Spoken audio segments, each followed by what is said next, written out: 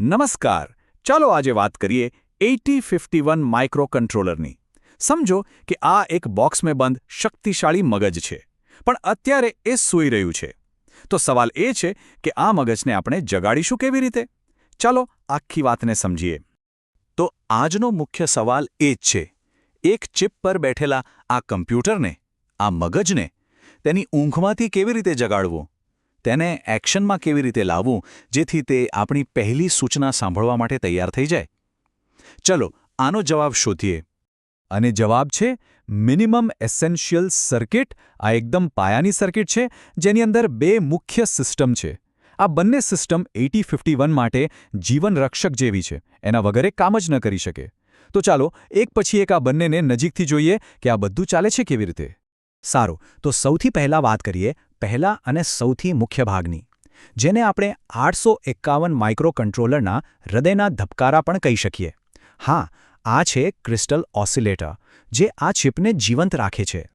જુઓ, જેવી રીતે આપણા શરીરને કામ કરવા માટે હૃદયના ધબકારા જરૂરી છે ને, બસ એ જ રીતે 855ને પણ વિચારવા અને કામ કરવા માટે એકદમ સ્થિર ધબકારાની જરૂર પડે છે. આ ક્રિસ્ટલ સર્કિટ બરાબર એ જ કામ કરે છે. તે એક સતત ક્લોક સિગ્નલ આપે છે, અને આ સિગ્નલ વગર માઇક્રોકન્ટ્રોલરની અંદર કશું જ શક્ય નથી. કોઈ ગણતરી નહીં, કોઈ કામ નહીં. તો આ છે એક ક્રિસ્ટલ સર્કિટ. એકદમ સરળ દેખાય છે નહીં? એમાં મુખ્યત્વે 3 જ વસ્તુઓ છે. એક ક્રિસ્ટલ અને એની સાથે 2 નાના કેપેસિટર્સ, જેને C1 અને C2 કહેવાય છે.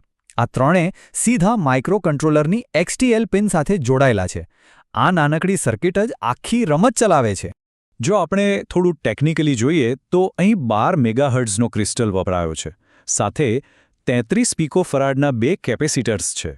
અને આખી સર્કિટ માઇક્રોકન્ટ્રોલરની પિન નંબર 18 એટલે કે XTL1 અને પિન નંબર 19 એટલે કે XTL2 પર જોડાયેલી છે.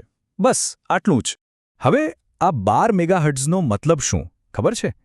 એનો મતલબ છે કે એક સેકન્ડમાં 12 મિલિયન ધબકારા. હા, 12 મિલિયન. આટલી જબરદસ્ત સ્પીડ છે જે માઇક્રોકન્ટ્રોલરને તેની તાકાત આપે છે. આ જ ગતિ નક્કી કરે છે કે એ કેટલી ઝડપથી કોઈ પણ કામ કરી શકશે. ખરેખર અદ્ભુત છે ને? અને આ 12 મિલિયન ધબકારા કંઈક આવા દેખાય છે, જે આ ટાઈમિંગ ડાયાગ્રામમાં બતાવ્યું છે. ક્રિસ્ટલ ઓસિલેટર એક પછી એક સ્ક્વેર વેવ પલ્સ બનાવતું રહે છે, અને આવા અમુક પલ્સના ગ્રુપને મશીન સાયકલ કહેવાય છે. એકદમ સરળ ભાષામાં કહીએ તો એ એક નાનું કામ પૂરું કરવાનો સમય છે. ચાલો હવે આપણે બીજા સૌથી મહત્વના ભાગ પર આવીએ. આ છે રીસેટ સર્કિટ. આ માઇક્રોકન્ટ્રોલર માટે એક વેકઅપ કોલ જેવું છે, જે એને કહે છે કે ભાઈ હવે ઉઠ અને અહીંથી કામ શરૂ કર. તો વાત એમ છે કે જ્યારે 8051ને પાવર મળે ત્યારે એ થોડું કન્ફ્યુઝ હોય છે. એને ખબર નથી હોતી કે કોડ ક્યાંથી ચલાવવાનું શરૂ કરવું. બસ આ રીસેટ સર્કિટ એ જ સુનિશ્ચિત કરે છે કે તે હંમેશા એક ફિક્સ જગ્યાએથી, એટલે કે મેમરી એડ્રેસ 0000H થી જ શરૂ થાય.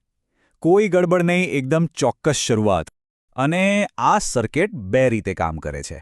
પહેલું, પાવર ઓન રીસેટ, એટલે કે જેવું તમે પાવર ચાલુ કરો, ચિપ આપોઆપ રીસેટ થઈ જાય. અને બીજું છે મેન્યુઅલ રીસેટ, એટલે કે એક બટન દબાવીને ગમે ત્યારે માઇક્રોકન્ટ્રોલરને ફરીથી શરૂ કરી શકાય છે. અહીં એ રીસેટ સર્કિટનો ડાયાગ્રામ છે. એમાં પણ બહુ ઓછી વસ્તુઓ છે.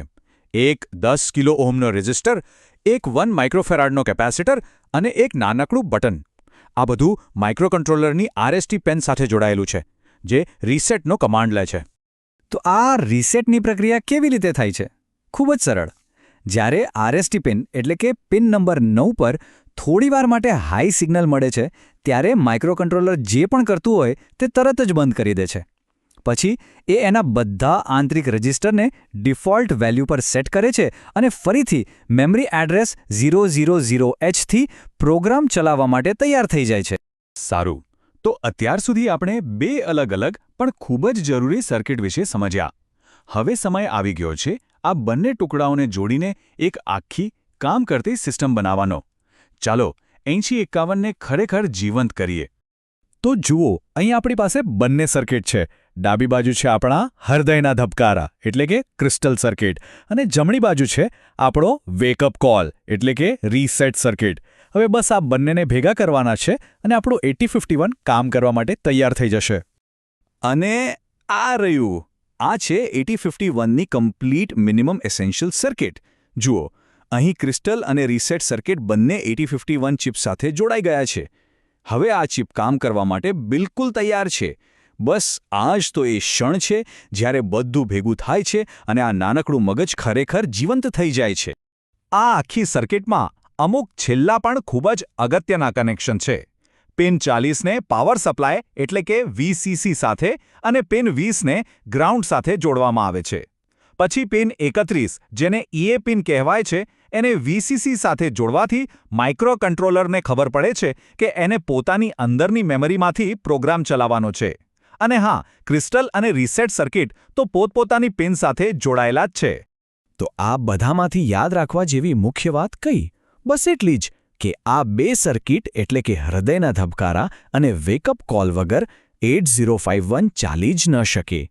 એના વગર એ માત્ર સિલિકોનનો એક નિર્જીવ ટુકડો છે. તો હવે 8051નું મગજ જાગી ગયું છે, એના ધબકારા ચાલી રહ્યા છે અને એ સૂચનાઓ લેવા માટે એકદમ તૈયાર છે. હવે સવાલ એ છે કે આ શક્તિશાળી મગજને કયો આદેશ આપવામાં આવશે? એનાથી શું બનાવી શકાય? શક્યતાઓ તો અનંત છે.